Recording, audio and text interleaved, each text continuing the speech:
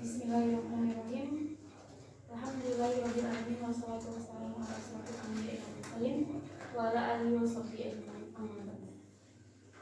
Tak lupa puja dan puji syukur kita kepada Allah Subhanahu wa taala yang mana atas berkat dan rahmatnya kita masih bisa diberi kesehatan dan kesempatan untuk menghadiri seminar proposal Saudari Wanda Wirada Harum dengan judul Fungsi Pasimas dalam Pemberdayaan Masyarakat Bidang Keagamaan Desa Air Raso Kecamatan Parigamba, Kabupaten Labuan Batu Selatan. Dan tak lupa salat beriringkan salam marilah kita hadiahkan selalu kepada baginda Rasulullah SAW yang mana sahabat beliau yang kita harapkan di yaumil akhir. Amin amin ya rabbal alamin. Yang saya hormati Bapak Dr. Anas Habibie MA selaku dosen pembimbing 1. Dan yang saya hormati Bapak Dr. Icol Dianto SSI MKOMI dosen pembimbing 2. Dan yang saya hormati Bapak dosen penguji Bapak Jil Paroni SSI MA.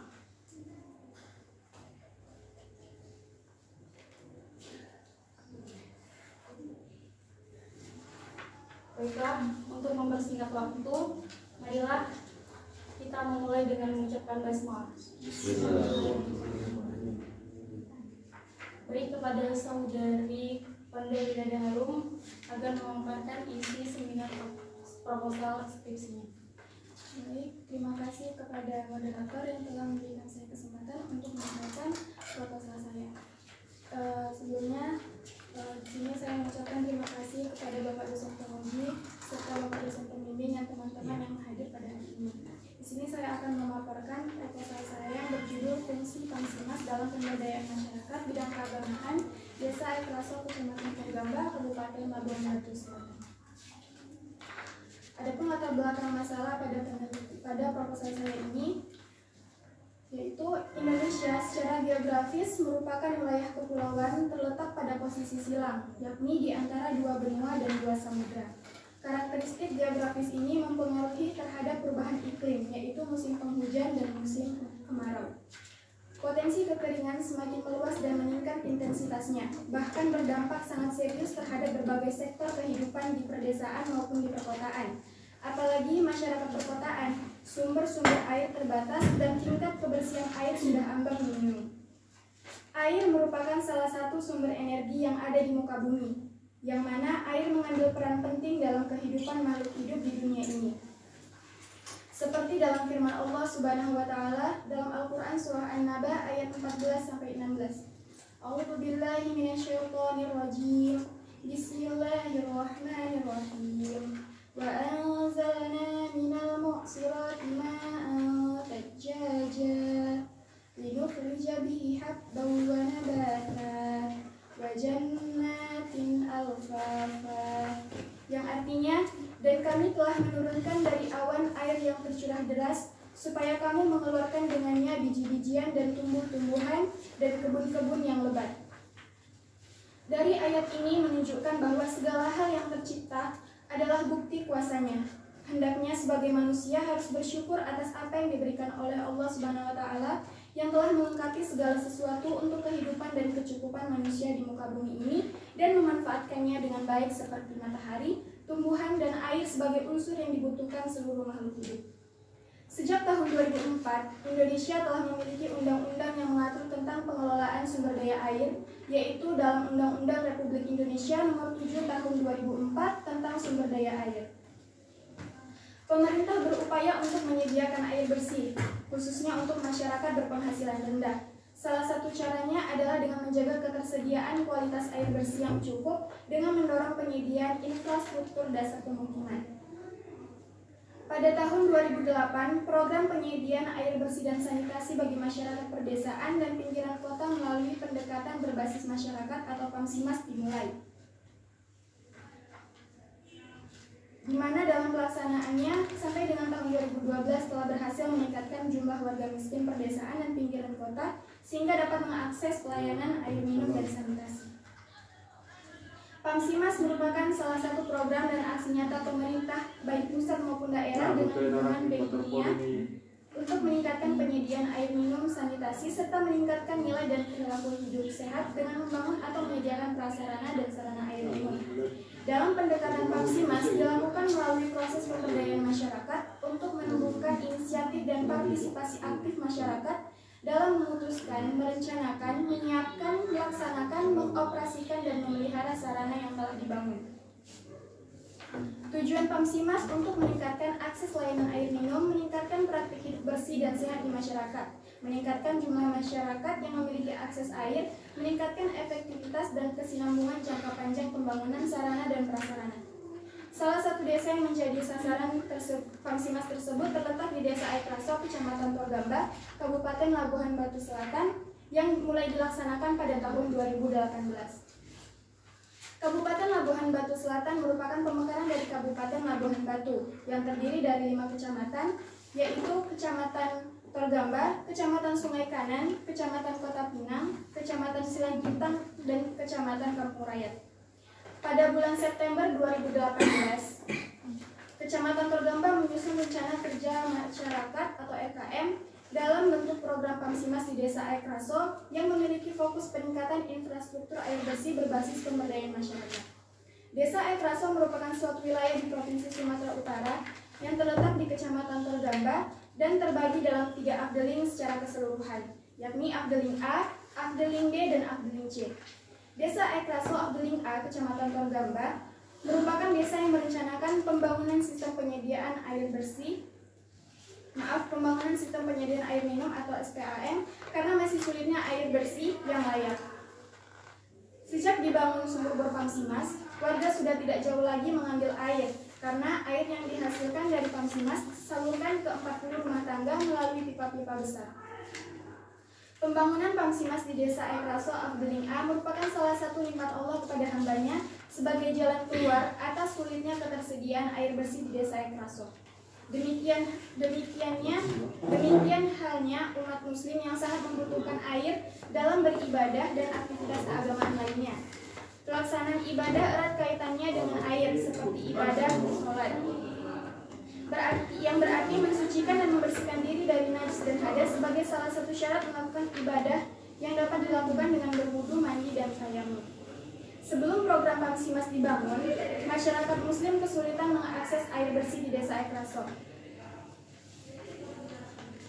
Hal tersebut memicu keributan dan kegaduhan di lingkungan masyarakat. Dengan adanya Pamsimas, masyarakat muslim seharusnya dapat memanfaatkan untuk keperluan peribadatan. Kenyataan di lapangan, masyarakat muslim belum sepenuhnya menyadari dan memanfaatkan Pamsimas untuk meningkatkan diri di bidang keagamaannya. Hal ini didukung oleh hasil observasi awal peneliti bahwa tidak ada peningkatan jumlah jamaah di masjid dan musola. Padahal, masyarakat telah memiliki akses air untuk memudahkan bersuci dan berwudu sebelum melaksanakan sholat di masjid dan di musola. Selain itu, masyarakat juga seharusnya memiliki waktu luang untuk hal lain yang bernilai religius. Ketersediaan air bersih seharusnya memudahkan masyarakat dalam kegiatan beribadah. Masyarakat tidak kesulitan seperti sebelum program Pamsimas dibangun, di mana masyarakat harus pergi ke sungai untuk mandi sebelum pergi ke masjid, atau kesulitan mendapatkan air ketika hendak berwudu dan harus antri bersuci di masjid pada saat jam sholat. Idealnya, Pamsimas difungsikan untuk mendukung aktivitas masyarakat, terutama pelaksanaan peribadatan seperti pelaksanaan ibadah di masjid atau musola dan lainnya. Dalam teori fungsionalisme, setiap unsur dalam masyarakat hendaknya memainkan fungsi masing-masing. Secara jelas, teori fungsionalisme menjabarkan secara teknis tentang masyarakat yang memiliki sistem, subsistem, dan faktor yang saling terkait serta memiliki fungsi dan peran yang berbeda-beda.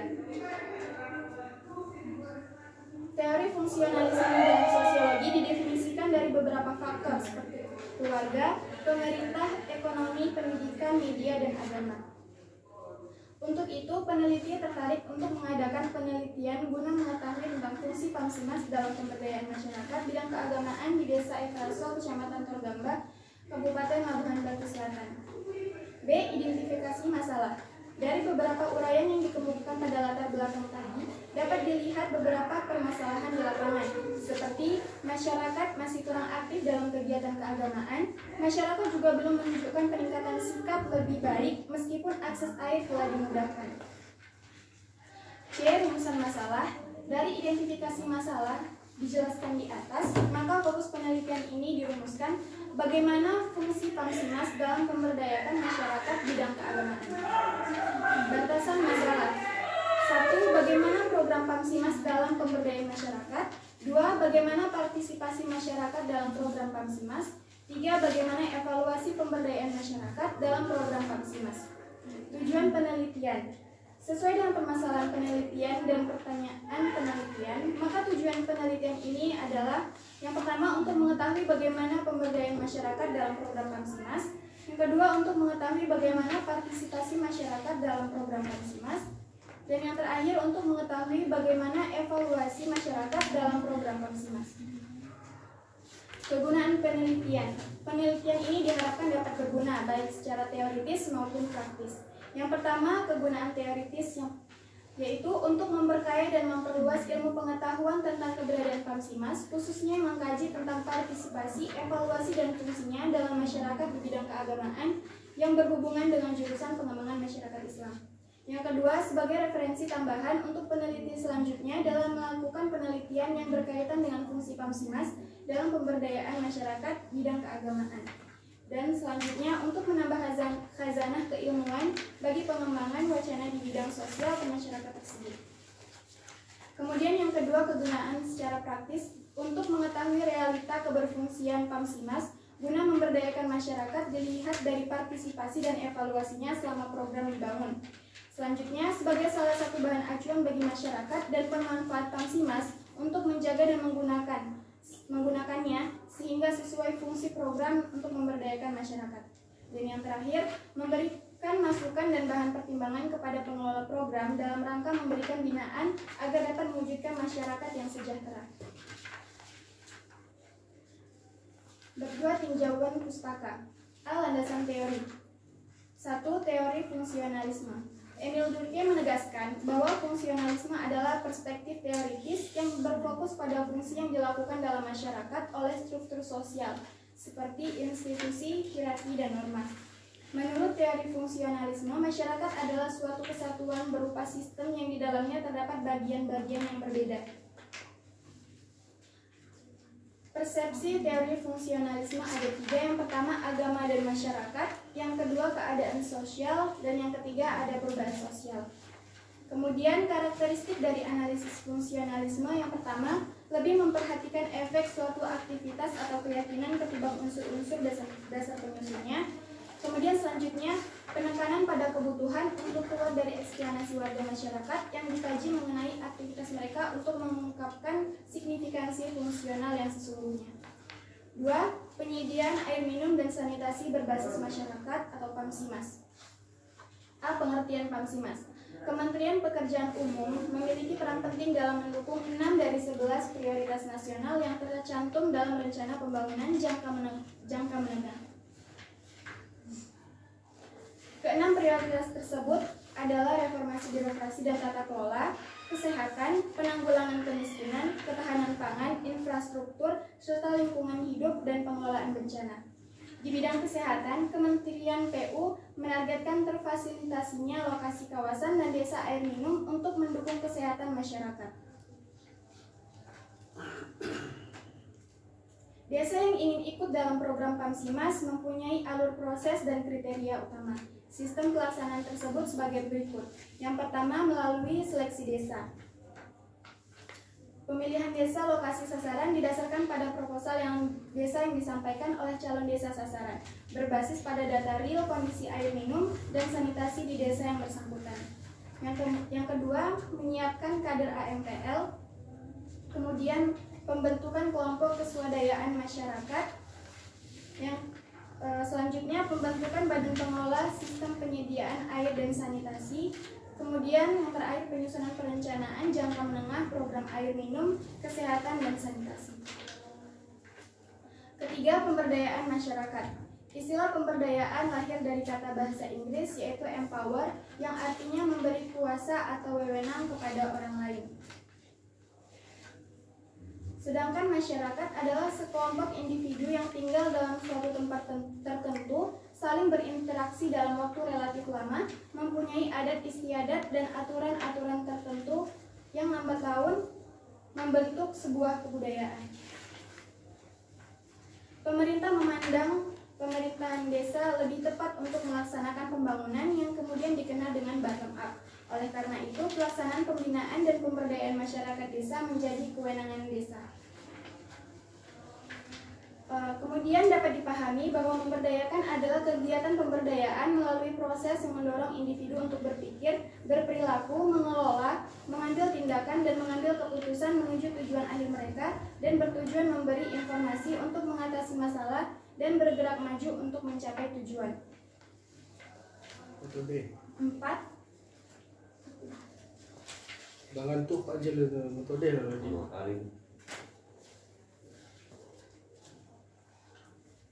Masuk aja dan berarti gitu.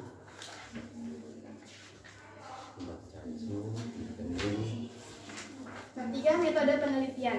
A. Lokasi dan waktu penelitian. 1. Lokasi penelitian. Lokasi penelitian dilakukan di Desa Ekraso, Kecamatan Togamba, Provinsi Sumatera Utara. Alasan memilih lokasi ini yang pertama yaitu berdasarkan pengamatan saat observasi awal terlihat aktivitas keberagamaan masyarakat Desa Ekraso yang masih rendah. Sedangkan pemerintah telah memberi akses untuk mendukung keaktifan masyarakat melalui program Kamsimas. Hal ini peneliti anggap perlu untuk dilakukan riset yang didukung oleh adanya keterbukaan dari pihak masyarakat di pemerintahan desa. Kemudian selain itu, peneliti merupakan salah satu warga di Desa Ekraso Afdeling A yang berbaur langsung dengan pemanfaat Kamsimas. Sebagai warga lokal, maka peneliti dapat menghemat biaya pada saat melakukan penelitian. Alasan selanjutnya, karena hal tersebut juga mendukung kemampuan peneliti untuk melihat secara real dan lebih mendalam tentang riset yang dilakukan. Karena peneliti bukan orang asing bagi masyarakat, sehingga masyarakat akan berperilaku secara alami. 2. Waktu penelitian. Waktu penelitian dimulai dari November 2022 sampai dengan Juni 2023. Dimulai dari merancang proposal penelitian, pembimbingan, dan ujian proposal yang direncanakan dengan jadwal penelitian. B. Jenis penelitian. Jenis penelitian ini adalah penelitian kualitatif. Dalam hal ini, penelitian kualitatif adalah penelitian tentang kehidupan seseorang, cerita perilaku, dan juga tentang fungsi organisasi, gerakan sosial, atau hubungan timbal balik. Dalam penelitian ini, landasan teori mulai diperlukan, tetapi bukan digunakan sebagai landasan untuk menentukan kriteria pengurangan terhadap gejala yang diamati atau diukur. Penelitian bermaksud mengadakan pemeriksaan atau pengukuran terhadap gejala tertentu dengan menggunakan penelitian ini. Kemudian diharapkan mampu mengetahui, mendeskripsikan, serta menjelaskan tentang apa yang terjadi dan bagaimana aktivitas keagamaan masyarakat setelah adanya Kamsimas. Penelitian ini sasarannya adalah fungsi Kamsimas dalam peningkatan aktivitas bidang keagamaan masyarakat di Desa Ekraso. C. Subjek penelitian. Subjek yang diteliti dalam penelitian kualitatif disebut informan, yang dijadikan teman bahkan konsultan untuk menggali informasi yang dibutuhkan. Subjek penelitian adalah orang, tempat maupun peristiwa. Peneliti menentukan subjek penelitian tokoh informan, yaitu formal dan informal. Tokoh formal berkaitan dengan individu yang mampu mengelola lembaga, misalnya pimpinan, koordinator, atau kepala bagian. Sedangkan tokoh informal adalah sekelompok masyarakat, baik langsung maupun tidak langsung, terkena dampak dari aktivitas tersebut. D. Sumber data. Sumber data adalah subjek dalam penelitian ini. Adapun penetapan sumber data ini ditentukan dengan penentuan berdasarkan pada intensitas keterlibatan penanggung jawab dan masyarakat dalam program Kamsimas yang dibangun.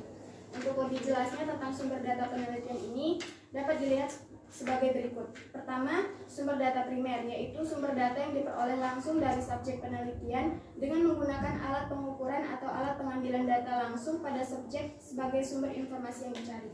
Sumber data primer pada penelitian ini yaitu masyarakat yang memanfaatkan Kamsimas dalam kegiatan keagamaan di Desa Ekraso Afdeling A, Kecamatan Togamba. Sumber data sekunder yaitu sumber data yang tidak langsung memberikan data kepada pengumpul data, dokumen-dokumen, buku, media sosial, dan lain-lain. Data sekunder bersifat data yang mendukung dan melengkapi data yang diperlukan. Teknik pengumpulan data. Data yang terkumpul tercatat dalam catatan lapangan.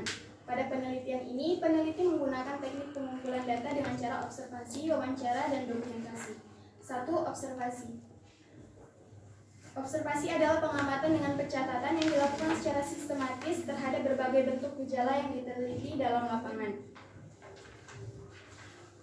Observasi yang dilakukan di Desa Rekraso, Afdeling A, Kecamatan Torgamba, Kabupaten Labuhan Batu Selatan berkaitan dengan melihat dan meneliti kegiatan masyarakat dalam memanfaatkan PAMSIMAS sebagai program pemberdayaan masyarakat dalam aktivitas keagamaan dan meningkatkan diri lebih islami.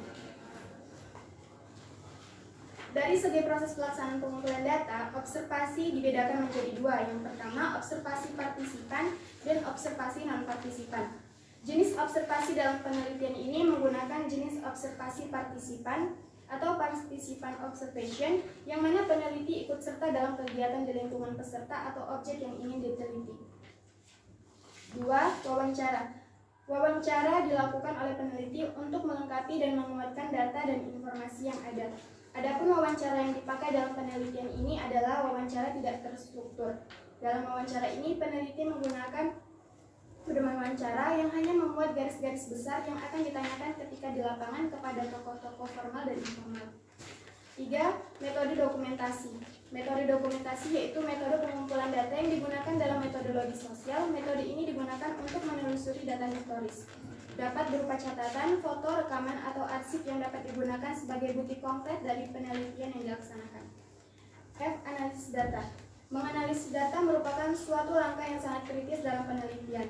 Analisis data kualitatif digunakan ketika data yang diperoleh dari hasil penelitian bervariasi, sehingga mudah disusun dan dalam struktur klasifikasi. Adapun analisis data di sini menggunakan reduksi data, penyajian data, dan penarikan kesimpulan. G. Teknik keabsahan data. Keabsahan data merupakan konsep penting yang diperbarui dari konsep keabsahan atau kesohihan, validitas, dan keandalan. Teknik yang digunakan berupa ketekunan dan pengamatan dan kecukupan referensi. Adapun teknik keabsahan data pada penelitian ini yaitu yang pertama, re-observation dan re-interview. Metode pengumpulan data menggunakan observasi. Maka, untuk menguji keabsahan data observasi adalah dengan melakukan observasi ulang. Kemudian, demikian juga dengan data wawancara, dapat dilakukan uji keabsahan dengan cara re-interview atau wawancara ulang. Wawancara yang dilakukan berulang-ulang dengan baik dan peneliti harus memberikan rentan waktu kepada informan. 2. Triangulasi. Triangulasi adalah teknik pemeriksaan keabsahan data dengan cara memeriksa ulang data.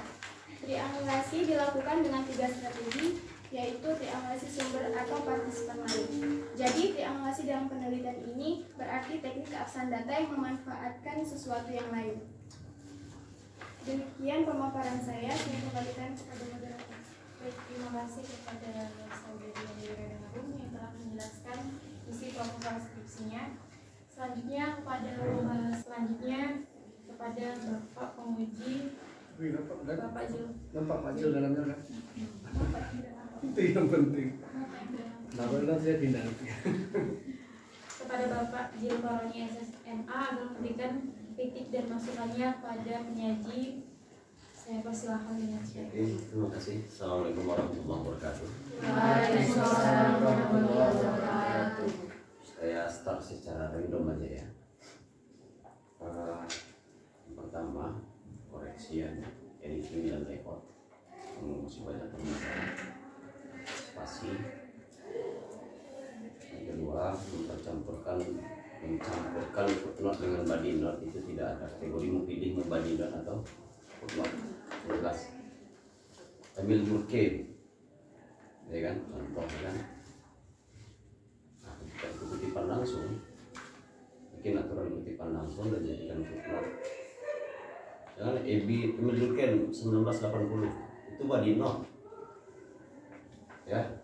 Nah, kita akan pakai itu. Kalau saya ngasih 8 bulan kamu footnote semuanya. Dan kemudian di dalam mengetik hati-hati juga. Emil Durkheim mengatakan nggak akan terbaca buku Emil Durkheim ini. Emil Durkheim itu pakar sosiologi industri, ya. Jadi dia hidup di abad 18. Jadi kalau ada orang yang mengikuti Emil Durkheim, katakan saja dengan baik Emil Durkheim di dalam siapa. Jadi itu penyempurnaan bahasa ya. Yang kedua dalam sisi layout dan tulisan, saya harapkan kamu memiliki kamus supaya kesalahan kata tidak terjadi. Ya, di laptopnya kalau nggak pakai sistem kamus, kesalahan kata terjadi di luar keseriusan kita. Tapi kalau pakai kamus, terutama itu di garis bawah merah, nah itu perlu diprediksi. Oh ini salah kata, ada penukaran di situ. Dua. Sekarang kita masuk kepada yang tahap awal. Tadi saya mendengarkan kamu akan membahas tentang persoalan pemberdayaan yang dikaitkan dengan keagamaan. Apa hubungan? Apa yang ada di pikiran sehingga itu menyambung antara pemberdayaan dengan keagamaan?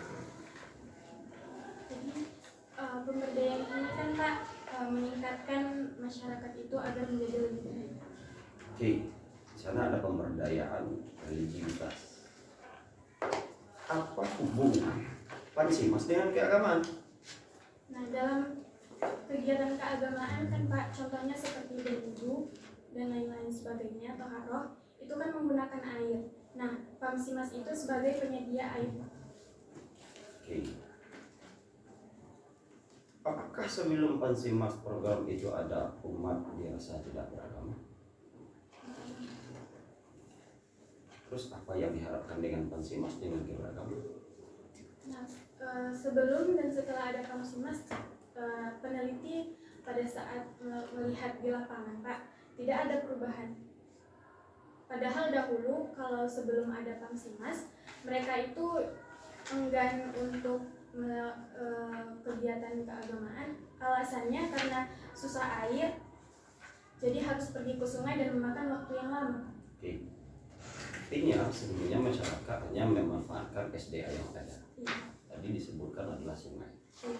Bagi yang bikin sumur silakan, sumur bor silakan.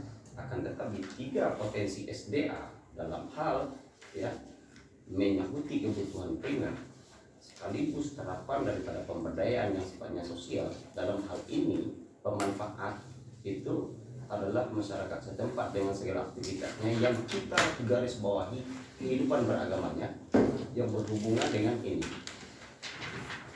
Tadi disampaikan bahwasannya ini kalau untuk pengajuan Pansimas itu ada pemetaan lokasi desa tertentu serta menyampaikan proposal.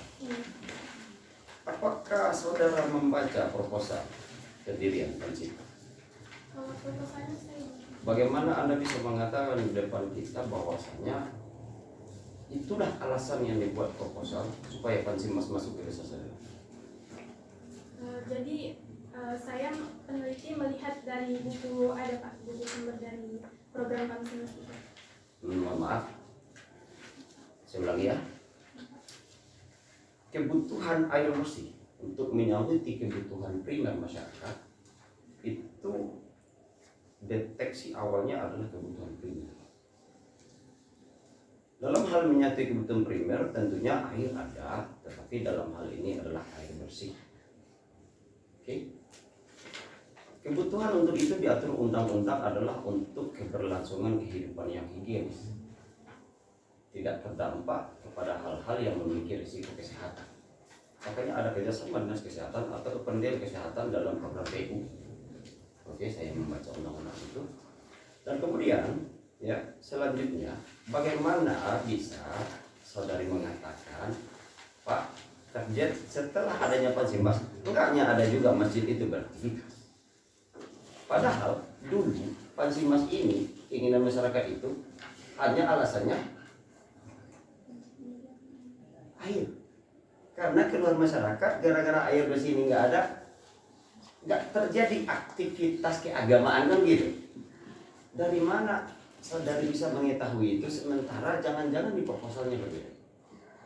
Apa yang membuat saudari begitu yakin dengan alasan itu sementara pengajuannya berbeda? Dijawab.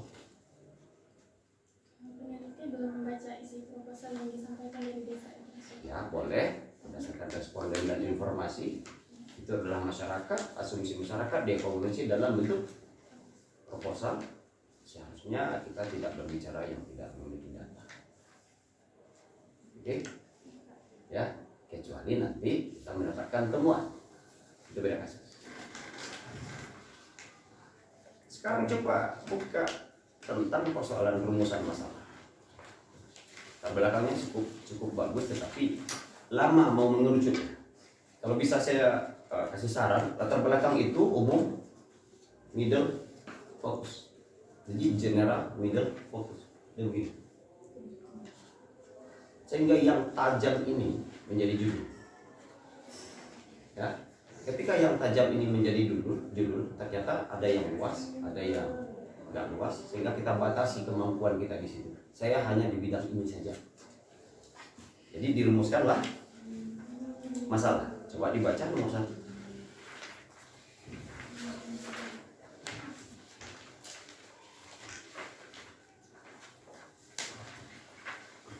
Bagaimana fungsi Kamsimas dalam memberdayakan masyarakat bidang hukum? Coba dibaca dulu. Fungsi Kamsimas dalam pemberdayaan masyarakat bidang keagamaan. Terus apa hubungan rumusan masalah satu dengan judul?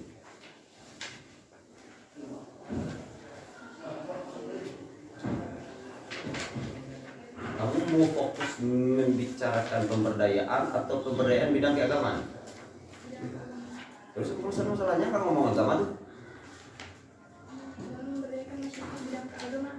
Coba dibaca dari rumus 11 C halaman 11.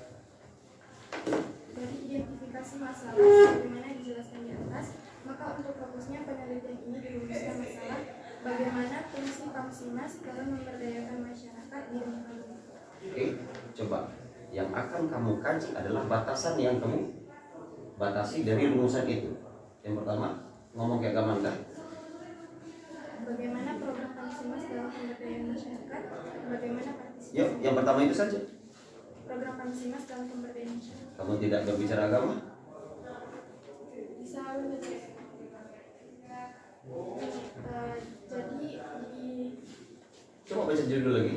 Kamu mau khusus pemberdayaan masyarakat di bidang keagamaan. Sementara batasan pertama kamu, ya, bab 4 kamu akan menjawab hanya pemberdayaan masyarakat. Sementara titik fokus kamu pemberdayaan masyarakat di bidang keagamaan. Menurutmu akan menjawab tidak kira-kira nanti ketika masuk ke bab 4 rumusan batasan masalah rumusan ini?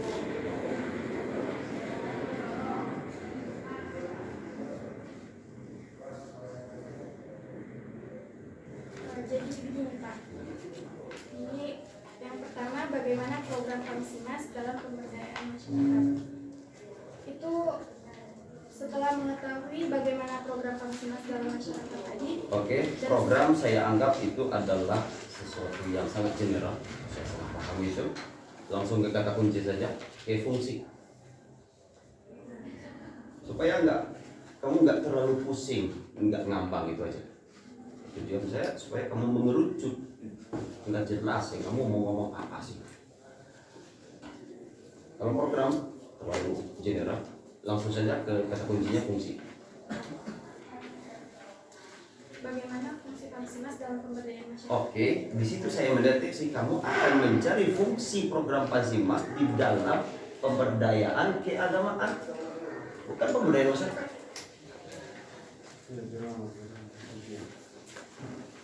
Paham? Kamu akan melihat fungsi Kamsimas di dalam pemberdayaan masyarakat atau pemberdayaan di bidang keagamaan yang ada di masyarakat.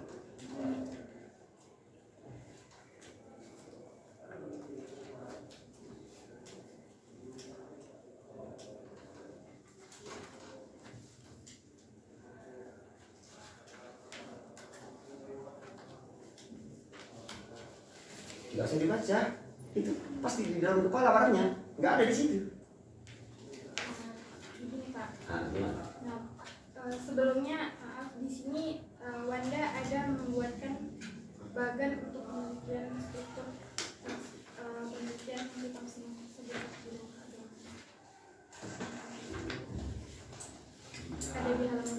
Saya paham, saya sudah baca. Bahkan mohon maaf, saking harganya kau kurumuskan di sini tentang pertanyaan yang ada untuk hari ini, karena akan jadi pelajaran untuk kalian semuanya.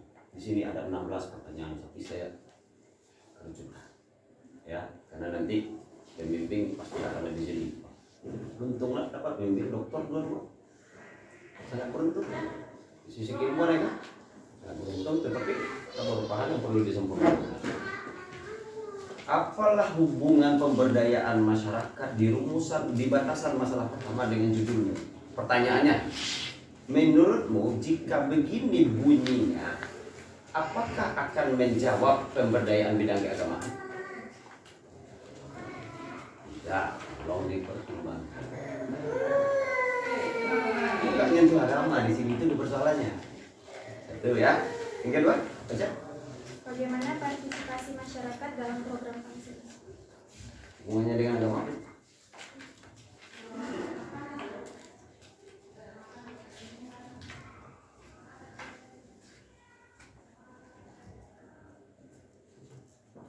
Ya, air bagian dari agama, betul. Tapi dengan payung keilmuannya, dengan judul yang ditetapkan, apalah hubungannya dengan agama, partisipasi masyarakat dengan program vaksinasi? Vaksinasi ini kan berbasis masyarakat, Pak. Ya. Berbasis pemberdayaan masyarakat.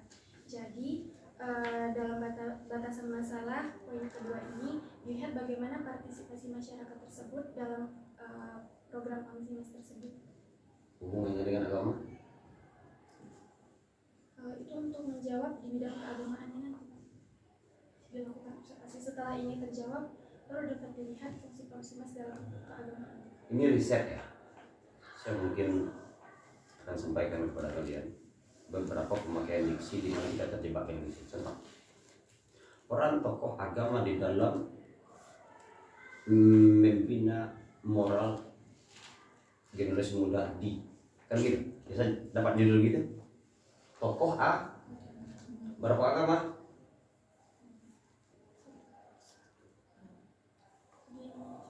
Berapa agama? Otomatis semua agama yang ada di sini. Oh, berbicara keagamaan, tidak berbicara Islam, Mas.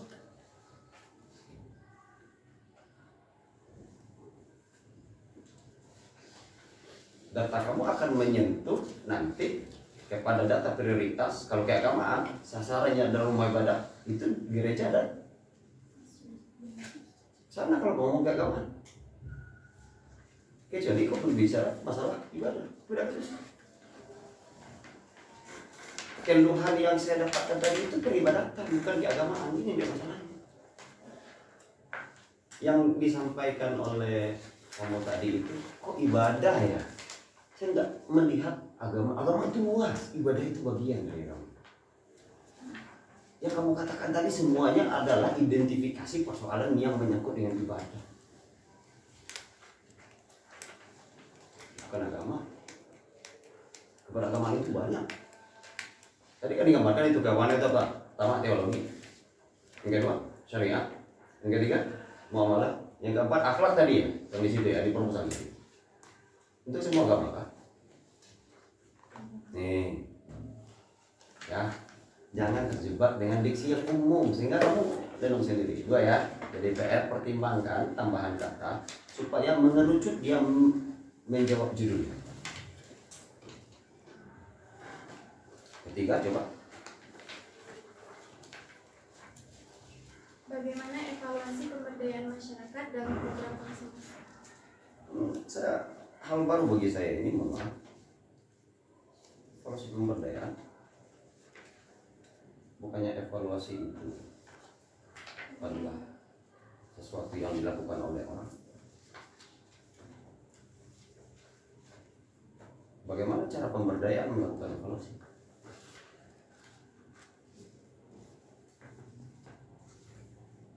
Dari segi subjek, ya, dari segi objek, apa yang mau dievaluasi? Partisipasi masyarakat. Yang mau dievaluasi masyarakatnya atau programnya nih? Masyarakat, Pak, dalam penggunaan vaksinasi.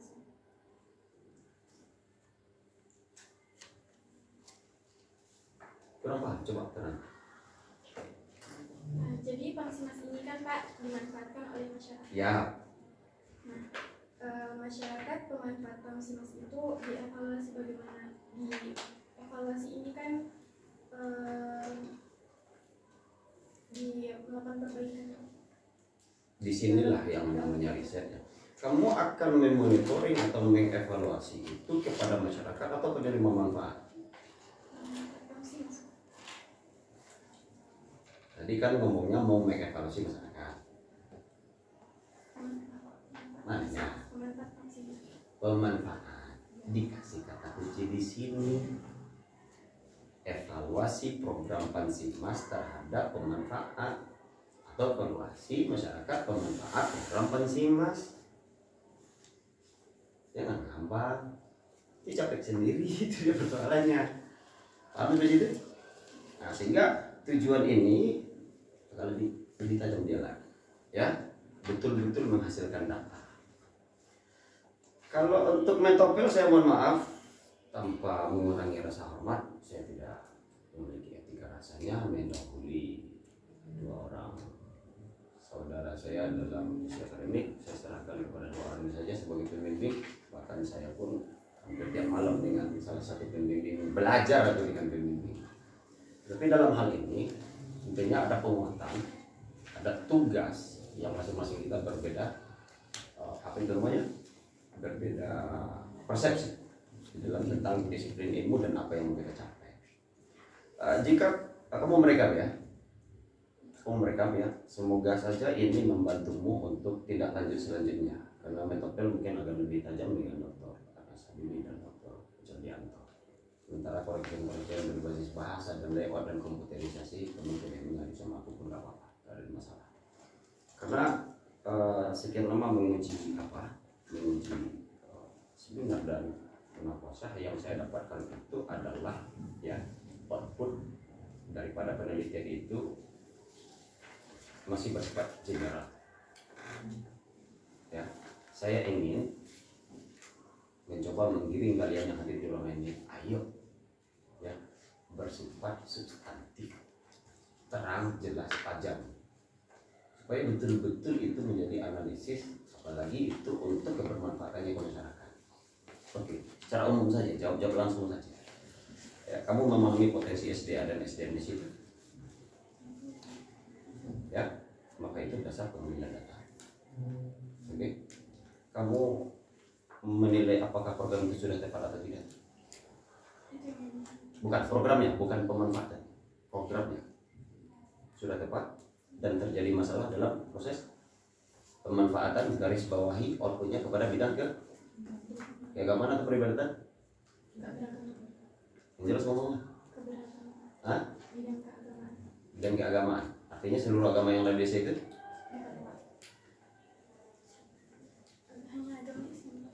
Karena hanya Islam di situ. Maksudnya di sini Wanda Ya, di desa ini cuma Islam semua. tidak Pak. Tapi dalam penelitian Wanda mengambil keagamaan Islam dari perspektif Islam. Jadi khusus kepada keagamaan masyarakat Muslim yang sebagai pemanfaat Pansimas. Akan berbeda pemahamanmu dengan yang kamu tulis. Saya ketika berbicara tentang keagamaan, saya meneliti seluruh agama legal di Indonesia. Saya berbicara tokoh agama, saya menghargai seluruh tokoh agama pun yang legal di Indonesia. Tapi kalau sudah dilabel dengan Islam, berarti ini saja. Yang lain aku nggak tahu. Perlu diksi yang untuk membatasi ketajaman itu, supaya orang tidak secara general memahami karyamu. Oke? Paham? Paham ya? Oke. Kata kunci untuk mendeteksi ini, apakah menurutmu itu satu kebutuhan? Apakah cukup transparan? Apakah cukup transparan? Observasi awal. Cukup transparan? Apakah bersifat sustainable? Apa yang kamu lakukan dalam tahap awal untuk memahami teori monitor? Monitoring dan evaluasi. Nah, di situ program Pansimas itu Pak, setelah dibangun ada penanggung jawab Pak. Ya, itu isu ya. Tadi kamu mengatakan, ya, kamu akan melihat dampak atau fungsi. Ini yang jelas ngomongnya nih, mau melihat fungsi atau dampak? Masih. Tapi kamu bercerita dampak.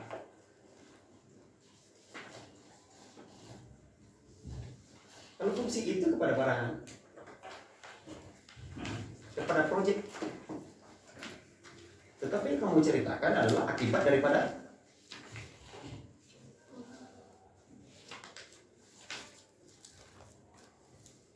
mana nih? Oke, bagus judulnya. Fungsi jatuhnya kepada proyek, dampak jatuhnya kepada keberagamaan. Ini harus pandai mensiasati itu.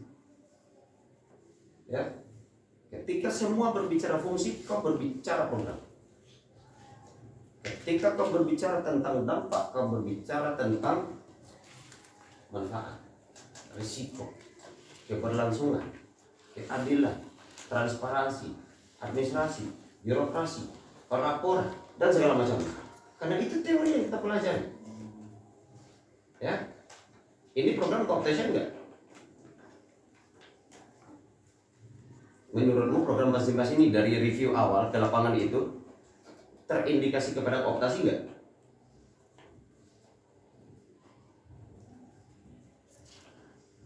Kooptasi enggak tahu?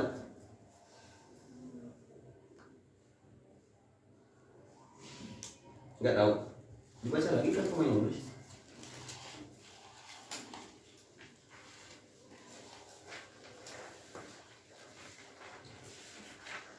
Dalam pemberdayaan, apa itu kooptasi?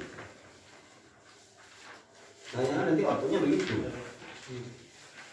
Sehingga si peneliti, kalian ya peneliti, jika sebuah riset terdeteksi kepada kooptasi, maka riset kalian tidak akan objektif. Apa kooptasi? Seorang yang dikendalikan oleh Ya. kekuatan Di bawah kontrol. Di dalam melihat awal, observasi awal, gimana kira-kira program ini? Ya, terdeteksi co-optation enggak? Tidak. Saya mau cek iya atau tidak ini dari informasi awal ya. Oke, jatuh kepada sampel. Kamu memakai random atau propose? Sampling tentang sampel. Terus masuk pemanfaat yang beragam. Kan, di dalam teknik pengambilan data yang melihat populasi di desa itu tentunya kau harus menentukan sampel. Untuk pengambilan sampel ini kau memakai teknik propose atau random sampling. Ya, apa itu random sampling? Kita yang menentukan siapa yang Itu propose. Kita nggak ngerti. Kasih minum dia dulu. Minum lah. Jangan terlalu Jangan. Saya nggak mendikte, saya mohon maaf, saya tidak mendikte, saya hanya cuma berbagi dan seharusnya menjadi sesuatu bagi dirimu. Ada energi ilmiah yang harus ditransformasi sehingga kamu tidak melantur sendiri. Kamu yang tentukan. Orangnya yang mau diwawancara kamu yang tentukan. Apa namanya itu teknik yang dipakai? Di situ tulis apa?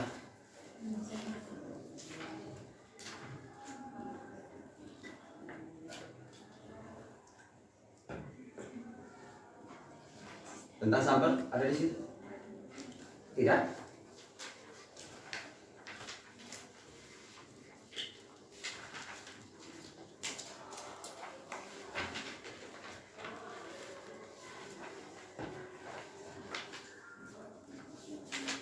Jika kita memakai random supaya nanti sumber datamu tuh betul-betul memberikan data, ini maksudnya ya. Sampailah nanti kita ke triangulasi supaya betul-betul dia memberikan data. Jika kamu memakai random untuk acak by system itu lebih baik. Silakan sistem apa yang mau kau pakai, berdasarkan kakak boleh, berdasarkan pemanfaat boleh, ya. Oke ya, boleh. Tetapi jika kamu tentukan apa sih perbedaannya dengan proposit nanti, ya random sampling itu semua orang berhak untuk terpilih menjadi sampel. Propose sudah. baca-baca lagi ya teman-teman ya. Kemudian jika kamu memakai random sampling, kelemahannya ada kemungkinan orang yang menjadi sampel itu tidak mengerti dengan program ini karena dia terpilih sebagai acak, dia nggak paham. Nah, kamu yang mau efektif nih supaya dapat data yang mana nih, pilihannya kepada peneliti itu tidak bisa, itu tidak bisa didikte ya. Tapi kalau kita pakai purpose, tidak semua orang layak jadi sampel untuk mengejar output penelitian. Oke. Nah, juga nanti hasil tidak mempresentasikan sesuatu ya, tidak dapat sifatnya digeneralisir dan memiliki indikasi kooptasi yang sangat tinggi. Jadi pemeliharaan nama baik akan menjadi sebuah resiko atau temuan di dalam penelitian. Ada orang meneliti tentang kerukunan rumah tangga, broken home atau meninggal dan segala macamnya. Saya banyak membaca itu. Di skripsi itu saya lihat menjadi solusi bagi yang bermasalah, ya kan? Secara pribadi saya telusuri 3 rumah yang dia teliti itu, yang orang yang dijadikan sampel broken home itu, ya kan? Dengan cara saya, ternyata skripsi dia itu yang solusi dari broken home itu tidak sampai ke rumah itu. Padahal skripsi itu dia ungkapkan di situ untuk menyelesaikan persoalan dari objek yang diteliti. Seberapa bertanggung jawab kau dengan manfaat penelitian ini? Suatu saat itu tergantung kepada kamu.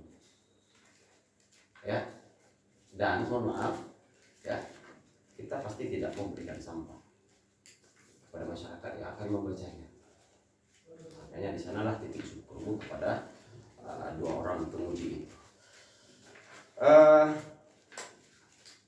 Teori siapa yang dipakai? Ya, itu nama teorinya. Pakar teori fungsional itu sangat banyak, tapi kau pakai yang siapa punya?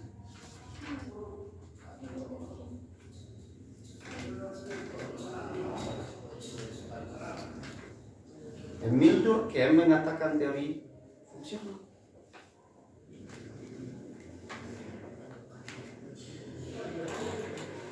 Itu dia. Karena dapat literasi Emil Durkheim ya. Oh industri ya, segi industri gitu. Pembuatan ya kan? Oh iya, sorry. Ya, sorry betul. Padahal baru seminggu aku ngupload tulisan tentang Emil Durkheim. Baru ingat. Ya, ternyata dia waktunya adalah pemanfaatan sosial dan kebermanfaatan sosial. Apa yang bisa kamu gambarkan dengan teori itu sehingga saya tahu output bayangan daripada output ini? Apa yang dikatakan Emil Durkheim tentang fungsional?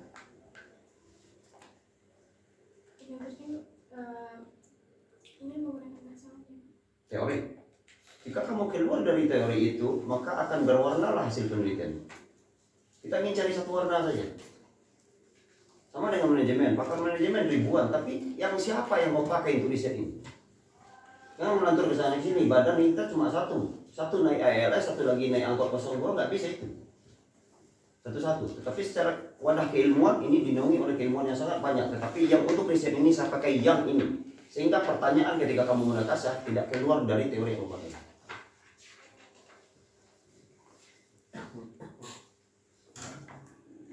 Menegaskan bahwa fungsionalisme adalah perspektif teoritis yang berfokus pada fungsi yang... Kamu baca atau paham? Kalau baca saya bisa. Jadi teori fungsionalis menurut Emil Durkheim itu menjelaskan tentang masyarakat itu memiliki fungsi dan perannya masing-masing. Oke, output daripada teori sosial fungsionalis dari Emil Durkheim itu berbasis industri. Kalau kamu mau baca buku, aku membaca. Industri adalah salah satu proyek bermuatan di dimensi sosial, di mana yang akan dimanfaatkan oleh semua orang itu nanti dalam bentuk proyek pemanfaatan secara general. Artinya harus ada di dalam proposalmu ini nanti masuk, mohon maaf ya, sisi dan nilai ekonomis. Nah, itu teori kau pakai dan kau belum menyentuhnya. Dan semoga nanti diarahkan. Saya ekonomis apa selama melihat di lapangan program ini? Atau jangan-jangan mau baca?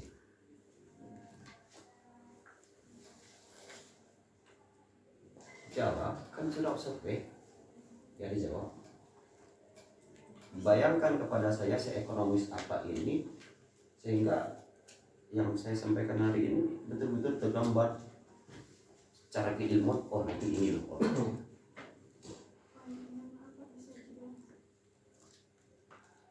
Pengantarnya nggak usah diulangi ya. Apakah kamu melihat dampak ekonomis di dalam apa ini fungsi Pansimas ini? Mas bayar nggak? Berapa sebulan? Misalnya aku penerima Pansimas nih, berapa sebulan aku bayar? Tergantung kubik, 1 kubik berapa?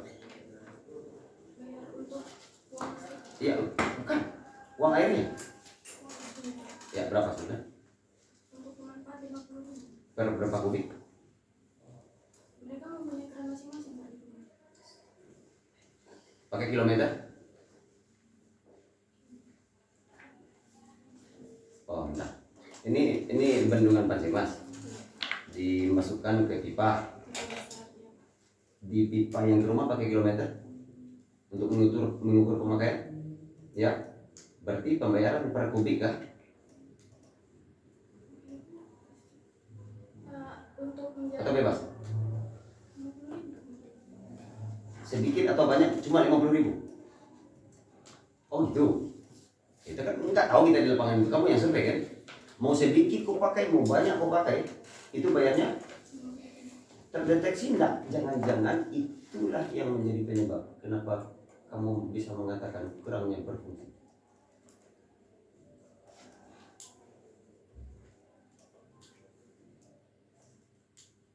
Belum ya? Ke lapangan lagi, tapi jangan sering-sering. Pulang kampung boleh sendiri. Ada sisi ekonomiskah yang mengganjal jika itu tanggungan dengan ibadah tadi?